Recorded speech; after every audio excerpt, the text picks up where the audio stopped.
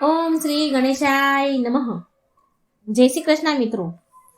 સફલા એકાદશીની આપણે વાર્તા સાંભળીશું. ઓમ નમો ભગવતે વાસુદેવાય. સફલા એકાદશીની વ્રત કથા આપણે સાંભળીશું, જે સ્વયં ભગવાન કૃષ્ણએ રૂક્ષ્મણીજીને સંભળાવી છે. સાક્ષાત ભગવાનના મુખેથી કહેલી આ કથાને સાંભળવા માત્રથી બધા જ પાપ નષ્ટ થાય છે. માટે ભક્તગણો, તમને બધાને નિવેદન છે કે સફલા એકાદશી વ્રત કરનાર લોકો અને ન કર્યું હોય એ પણ આ કથાને પૂરી શ્રદ્ધા ભાવથી સાંભળે અને અંત સુધી સાંભળે, જેથી આ એકાદશીનું મહાત્મય તમને જાણવા મળે અને આ એકાદશીનું વ્રત કેમ રાખવાનું છે, કેવી રીતે રાખવાનું છે, અને સાથે આપણે આ વિડીયોમાં જાણીશું કે સફલા એકાદશીના વ્રત રાખવાની સાચી વિધિ શું છે, આનું મહાત્મય શું છે, પુણ્યફળ શું છે. તો સર્વ કંઈ આપણે આ વિડીયોમાં સાંભળીએ. ઓમ નમો ભગવતે વાસુદેવાય. એકવાર ભગવાન શ્રી કૃષ્ણ તેમની દ્વારકા નગરીમાં તેમના સિંહાસન ઉપર બેઠા હતા. એ સમયે માં રૂક્ષ્મણી વ્યાકુળ થઈ ભગવાન શ્રી કૃષ્ણ પાસે આવે છે અને ભગવાનને પ્રણામ કરે છે. ત્યારે ભગવાન શ્રી કૃષ્ણ માતા રૂક્ષ્મણીને કહે છે કે આવો દેવી રૂક્ષ્મણી, આજે તમે કેમ ચિંતામાં છો? મને એવું લાગી રહ્યું છે, શું કોઈ દુવિધા છે, કોઈ શંકા છે? એટલે રૂક્ષ્મણીજી બોલ્યા, હે સ્વામી, તમને તો બધી જ ખબર છે કે હું કયા કારણથી હેરાન છું.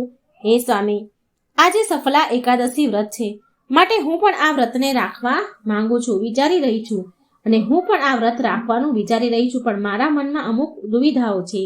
એટલે ભગવાન બોલ્યા, દેવી રૂક્ષ્મણી, સફલા એકાદશીને લઈને તમારા મનમાં જે પણ શંકા છે એ મને કહો, હું તમારા પ્રશ્ન, તમારા શંકાનું નિવારણ જરૂર કરીશ.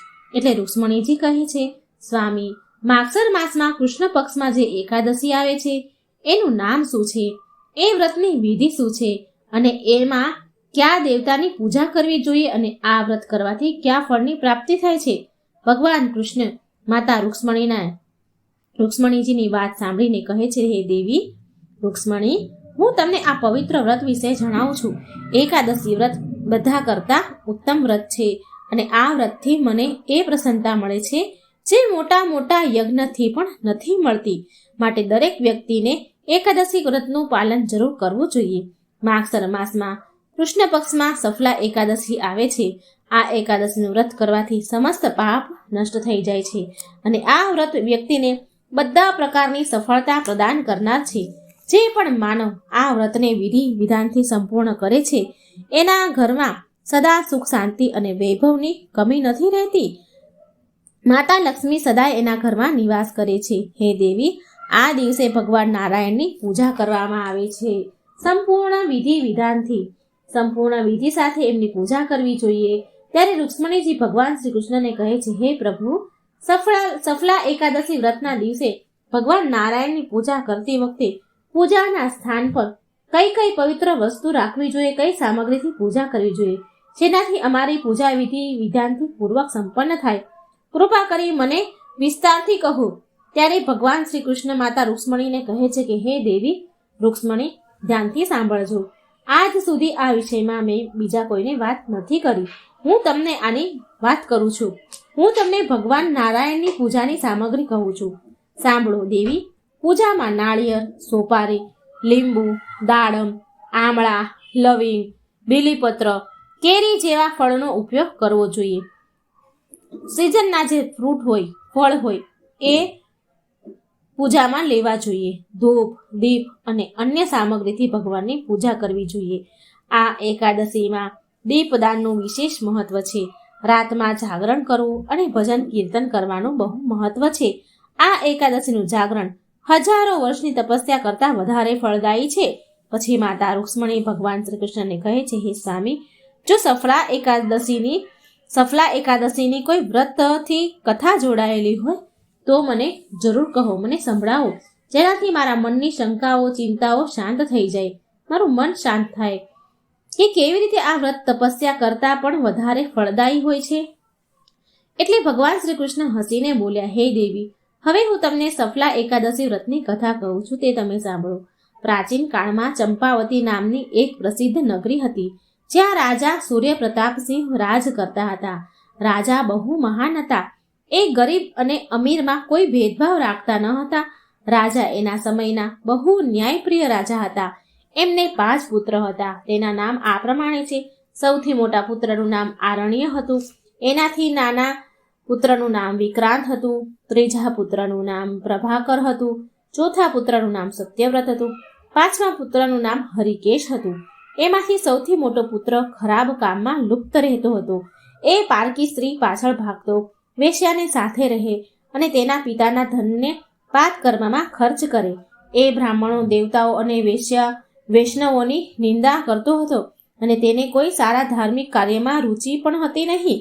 એ ભગવાનને પણ અપશબ્દ બોલી જતો હતો. રાજા સૂર્યપ્રતાપસિંહ તેના દીકરાને બહુ સમજાવ્યો પણ તે માન્યો નહીં. એના એવા દુષ્ટ કર્મોથી દુઃખી થઈને રાજાએ આરણ્યને ઘરેથી બહાર નીકાળી દીધો. આરણ્ય જંગલ તરફ ચાલવા લાગ્યો. જંગલમાં ગયો. એ એક ઘનઘોર જંગલમાં ચાલ્યો ગયો. ત્યાં એણે માંસ અને વૃક્ષોના ફળ ખાઈને તેનું જીવન વ્યાપન શરૂ કર્યું. એ હજી પણ એના પાપ કર્મમાંથી બહાર નહોતો આવ્યો અને ચોરી ડકેતી કરીને નગરના લોકોને હેરાન કરતો હતો. એક દિવસ તે ચોરી કરવા માટે નગરમાં આવ્યો, પણ સિપાહીએ તેને જોઈ ગયા અને પકડી લીધો.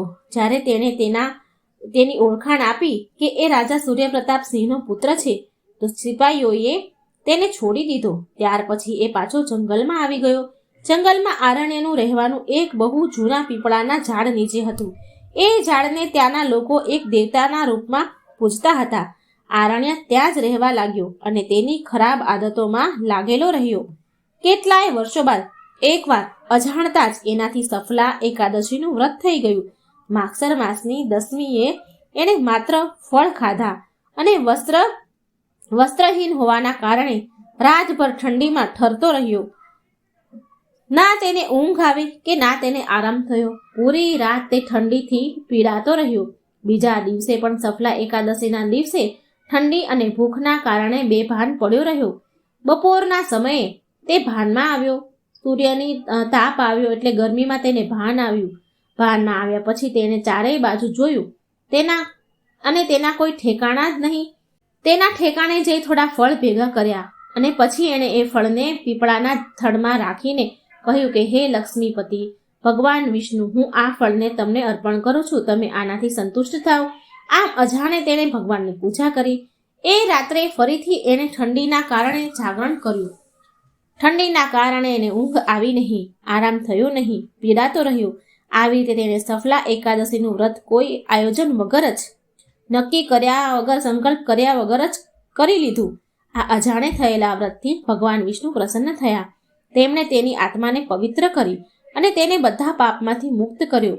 અને થોડા સમય બાદ તે પીપળાના ઝાડમાંથી ભગવાન વિષ્ણુ સ્વયં પ્રગટ થયા અને કહ્યું કે તારા સંચિત પુણ્યના કારણે આ એકાદશીનું વ્રત પૂરું થયું છે. હવે તું તારા પાપથી મુક્ત થઈ ગયો છે. જા, તું તારા પિતાના અને ભાઈ પાસે ચાલ્યો જા.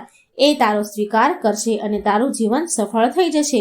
ભગવાન વિષ્ણુ આગળ બોલ્યા, હે રાજકુમાર, સફલા એકાદશીના પુણ્યના પ્રભાવથી તને રાજ્ય અને પુત્રની પ્રાપ્તિ થશે. આરણ્ય ભગવાનનો ધન્યવાદ કર્યો અને તેના પિતા સૂર્યપ્રતાપસિંહના ઘરે પાછો ચાલ્યો ગયો.